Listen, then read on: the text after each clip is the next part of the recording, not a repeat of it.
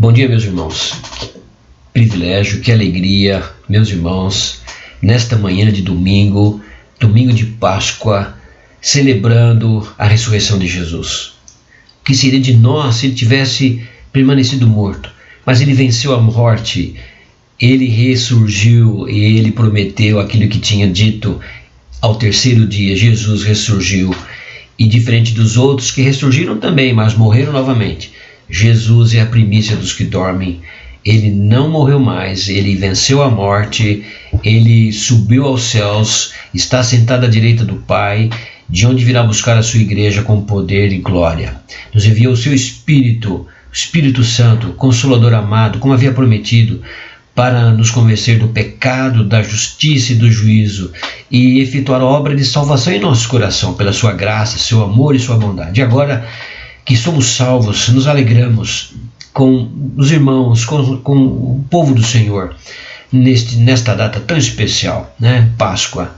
Louvado seja o nome do Senhor, que nesta manhã o Senhor nos abençoe com o estudo da sua palavra. Vamos orar ao Senhor. Obrigado, Senhor, por esta manhã preciosa, pela ressurreição de Jesus, pela nossa salvação em Cristo, pela obra maravilhosa de redenção que Cristo realizou em nosso lugar, nos justificando, nos redimindo, nos salvando, entregando-se a si mesmo por nós, como o Cordeiro do Senhor que tira o pecado do mundo, levando sobre si os nossos pecados, as nossas dores, as nossas enfermidades, nos dando agora paz e salvação por meio do seu nome.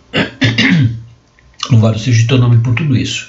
E agora eu te peço nesta manhã que o Senhor nos abençoe, fale ao nosso coração, usa a minha vida para transmitir a tua palavra com fidelidade, ó Deus, em nome de Jesus. É que eu oro com perdão dos nossos pecados. Amém.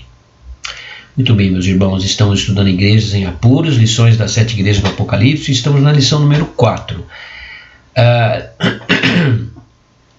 Uma igreja rica, Esmirna, uma igreja rica, mas sofria muito. É isso que vamos estudar nesta manhã. Vamos lá. O texto básico da lição desta manhã está lá em Apocalipse, capítulo 2, versos de 8 a 11. Não é? Antes de falarmos dos objetivos desta lição, eu convido os irmãos a ler comigo então esse texto. Carta à igreja de Esmirna. Ao anjo da igreja de Esmirna escreve: estas coisas diz o primeiro e o último, que estava morto e tornou a viver. Conheço a tua tribulação, a tua pobreza, mas tu és rico. E a blasfêmia dos que a si mesmos se declaram judeus e não são, sendo antes sinagoga de Satanás. Não temas as coisas que tens de sofrer. Eis que o diabo está para lançar em prisão alguns dentre vós, para ser dispostos à prova, e tereis tribulação de 10 dias. Se fiel até a morte, e dar-te-ei a coroa da vida. Quem tem ouvidos, ouça o que o Espírito diz às igrejas. O vencedor de nenhum modo sofrerá dano da segunda morte. Muito bem, meus irmãos. Os objetivos da lição de hoje é saber que mesmo em situações adversas, como perseguição e pobreza, Deus está sempre presente, cumprindo o seu plano perfeito. Confiar na ação misericordiosa e providencial de Deus em meio ao sofrimento. Manter um testemunho fiel a Cristo e guardar a recompensa por sua perseverança. Vejam, eu puxei do Google aqui uma informação muito interessante. Esmirna, ela existe ainda hoje, sabia? Ela é conhecida como Izmir. E ela fica ali perto do mar Mediterrâneo, mar Egeu, mais acima. E ela existe até hoje. Ela conseguiu superar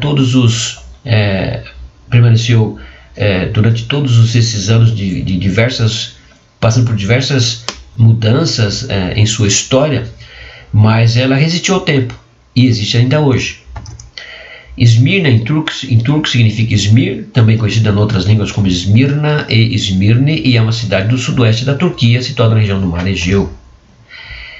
Como é que é Izmir atualmente? Olha só que interessante, puxei algumas fotos. É uma cidade bonita, próspera, grande, com milhões de habitantes, acho que são cerca de mais de 3 milhões de habitantes a cidade. Então é uma cidade grande, né? Cidade desenvolvida, moderna, e realmente suportou as reveses do tempo, resistiu ao tempo, está aí, né, firme e bonita, e parece uma cidade próspera. Então mostra que a história registra esta cidade, e Jesus então faz menção dela aqui no Apocalipse, porque era uma cidade que foi alvo da evangelização, acredita-se que do apóstolo Paulo, né? Muitos teólogos estudiosos creem que foi o apóstolo Paulo, embora não haja assim uma confirmação, mas é bem provável. E ela está aí hoje. Esta é a cidade onde se passou toda essa história e situações de que nós vamos falar hoje nesta aula desta igreja de Esmirna. Como introdução, a cidade de Esmirna era localizada num braço do mar Egeu, uma cidade portuária. Era uma cidade portuária, vocês viram o mar ali, né? Era uma cidade portuária de comércio forte e, portanto, rica, conhecida como leal aliada de Roma. Os judeus estavam ali atraídos provavelmente pelo comércio, né?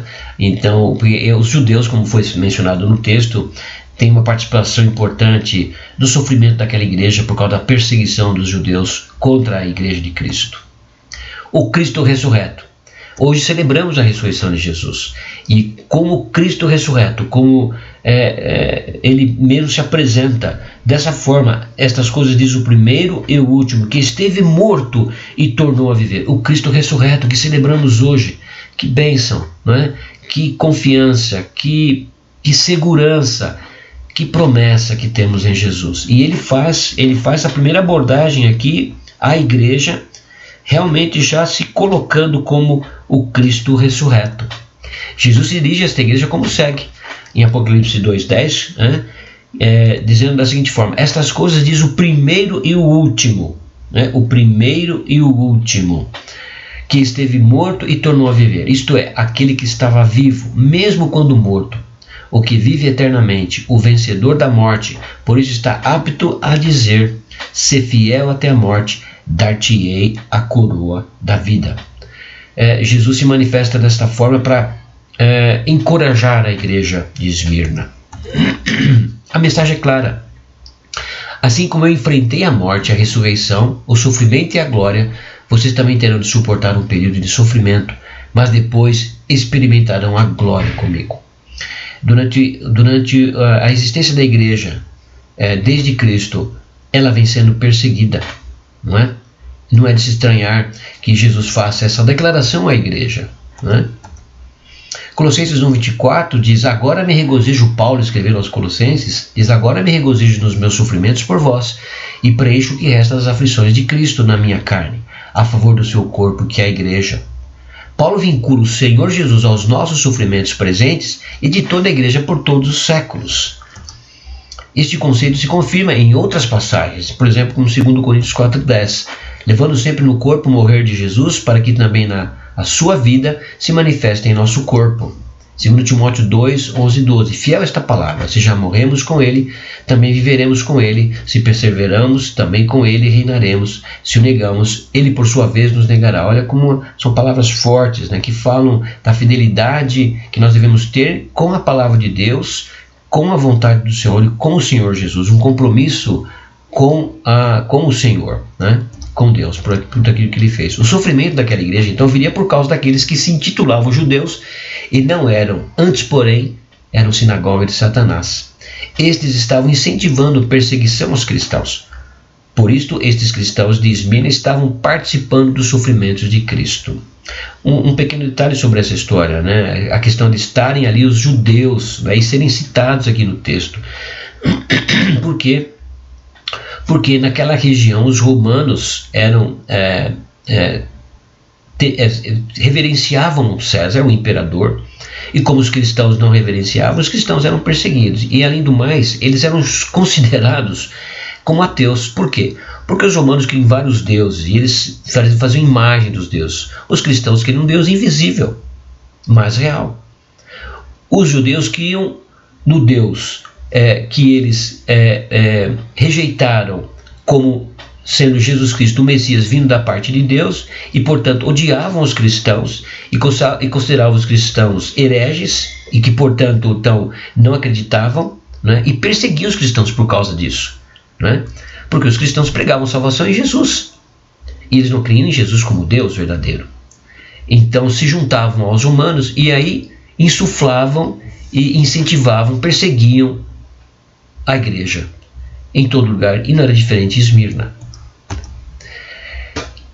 Em segundo lugar, a igreja de Esmirna é considerada por Jesus uma igreja rica, embora sendo pobre. Veja o que diz o texto, né, nesse contexto que lemos. O texto nos mostra 3 pontos importantes quanto ao que Jesus vê naquela igreja. Então, em primeiro lugar, ele vê na igreja tribulação. Ele fala aqui, né, no capítulo 2, verso 9, conheço a tua tribulação.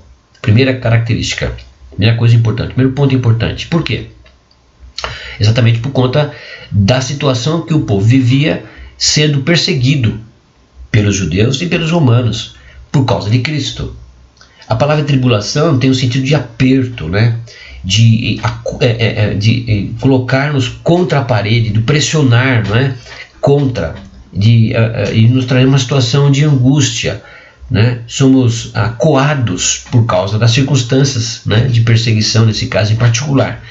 E essa tribulação então trazia peso para os crentes por causa daquilo que eu falei, né? Porque eram fiéis a Cristo. Além de tudo isso, eles eram pobres, e a pobreza tinha uma das causas, a própria perseguição, não é? É provável que, devido à perseguição dos próprios judeus e dos romanos, os cristãos daquela igreja estivessem perdendo seus empregos, o que naturalmente aumentava a sua angústia, a falta de condições para a sua subsistência básica. Mas olha que interessante, contudo Jesus afirma, mas tu és rico. Ao contrário da igreja de Laodiceia, que se dizia rica e abastada. Lembram-se? Mais para frente nós vamos estudar. Laodiceia se dizia rica e abastada, não precisa de nada, né? Se colocava numa posição de superioridade. Mas Jesus, olhando a vida de compromisso com Deus, dizia para a igreja de Laodiceia, você é pobre, cego e nu. Ao contrário.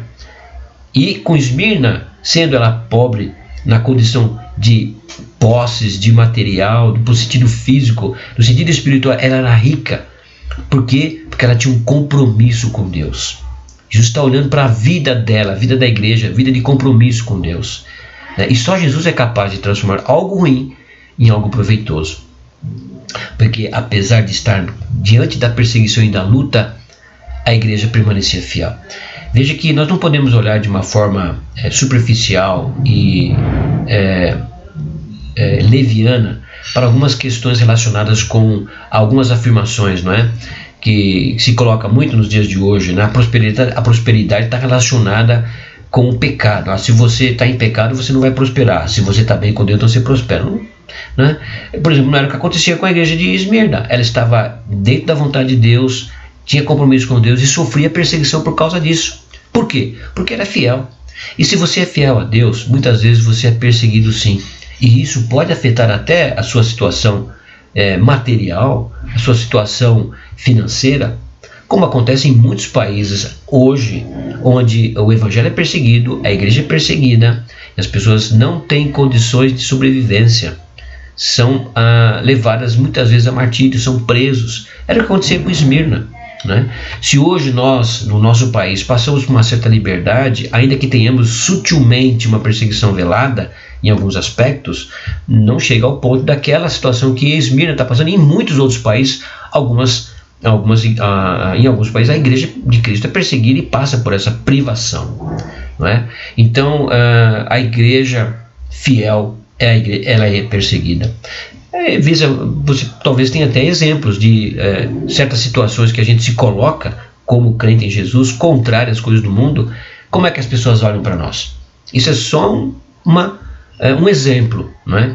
Agora imagina aquela situação em que a igreja de Esmirna vivia. Uma igreja rica, uma igreja que passou por tribulação, uma igreja que estava com dificuldade de sobrevivência, estava passando por pobreza e agora passando pela prisão, né? Ele fala que ainda iria ser levado, Satanás estava aí para levar alguns para a prisão. Eis que o diabo está para lançar em prisão alguns dentre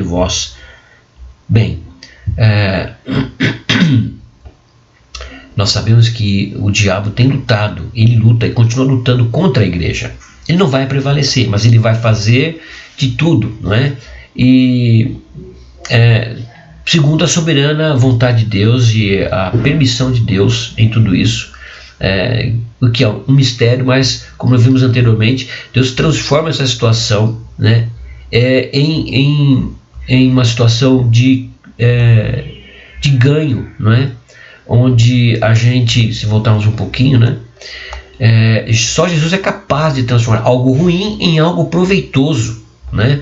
E é uma realidade, porque nós vemos que a perseguição e a tribulação tornou aquela igreja, e em muitas partes do mundo e através da história, servos fiéis a Cristo, que permaneceram fiéis a Cristo, apesar da perseguição e das lutas. Apocalipse 2:10 então diz assim, não temas as coisas que tens de sofrer, eis que o diabo está para lançar em prisão alguns dentre vós, para ser expostos à prova, e tereis tribulação de 10 dias. Ser fiel até a morte, dar-te-ei a coroa da vida. 10 dias significa um tempo pré-determinado. O tempo em que João escreveu essa carta era provavelmente perto do ano 90 depois de Cristo, 80, 90 depois de Cristo. Mas nós vemos na história da igreja, especialmente na igreja de Esmirna, que a perseguição continuou. As igrejas, o cristianismo foi perseguido pelos romanos, por Roma, por muitos anos, por mais de 200 anos, né? E há uma história interessante de um discípulo de João, que era bispo de Esmirna, que foi Policarpo, foi contemporâneo de João, e que no ano 155 depois de Cristo foi levado à morte, foi levado à prisão por conta do seu testemunho em Cristo, a sua confissão de fé em Cristo, e que foi levado até a ser queimado, porque ele não negou a Cristo. Foi preso, foi levado diante do procônsul, que o incitou a negar a Cristo. Ele não concordou.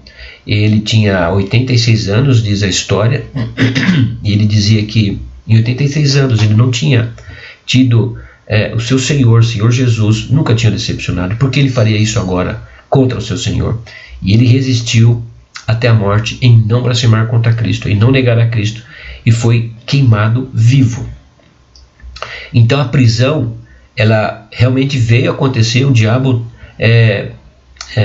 por meio da sua influência no mundo, agindo contra a igreja, fez com que muitos fossem presos e até mortos, né? Mas o número 10 ali significa que foi um tempo pré-determinado, durou um período talvez relativamente curto, mas muito intenso, né? E de fato aconteceu, como comprova a história. Ao mesmo tempo, ele diz, não temas, evoca uma das mais recorrentes exortações feitas por Deus a Israel. Vê lá em Gênesis 15:1, ele diz assim, depois desses acontecimentos veio a palavra do Senhor a Abraão numa visão e disse, não temas, Abraão, eu sou o teu escudo e teu galardão será sobremodo grande. Ainda Deuteronômio 1:21, estudamos recentemente, no discurso de Moisés diz, eis que o Senhor teu Deus te colocou esta terra diante de ti, sobe, possui-a, como te falou o Senhor, Deus de teus pais, não temas e não te assustes. E ainda Provérbios 3:25, não temas o pavor repentino, nem a arremetida dos perversos quando vier. Então, o alerta de Deus, a voz de Deus, para que não temamos. E Jesus fala àquela igreja, não temas, porque Ele estaria presente. Ele está ali no meio da sua igreja, conhece todas as coisas, sabe o que está acontecendo e não vai desamparar a sua igreja, vai consolar e confortar a sua igreja. Ele conhece e sabe, e está realmente, através de João, levando esta mensagem para que ela confortasse o coração daqueles crentes.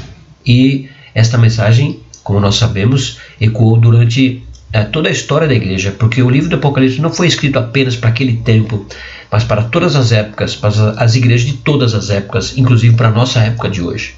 Ainda Isaías 41:8-10 diz, mas tu, ó Israel, servo meu, tu Jacó a quem elegi, descendente de Abraão, meu amigo, tu a quem tomei das extremidades da terra e chamei dos seus cantos mais remotos, e a quem disse, tu és o meu servo, eu te escolhi e não te rejeitei, não temas, porque eu sou contigo. Não te assombres, porque eu sou o teu Deus. Eu te fortaleço, eu te ajudo e te sustento com a minha destra fiel. Nós somos o Israel de Deus. Nós somos o povo de Deus hoje. E a palavra que Deus entregou ao profeta para encorajar Israel é a mesma palavra que ele nos dá hoje, para que nós não tenhamos medo diante das circunstâncias de provação, de tribulação que possamos passar, quaisquer que sejam elas.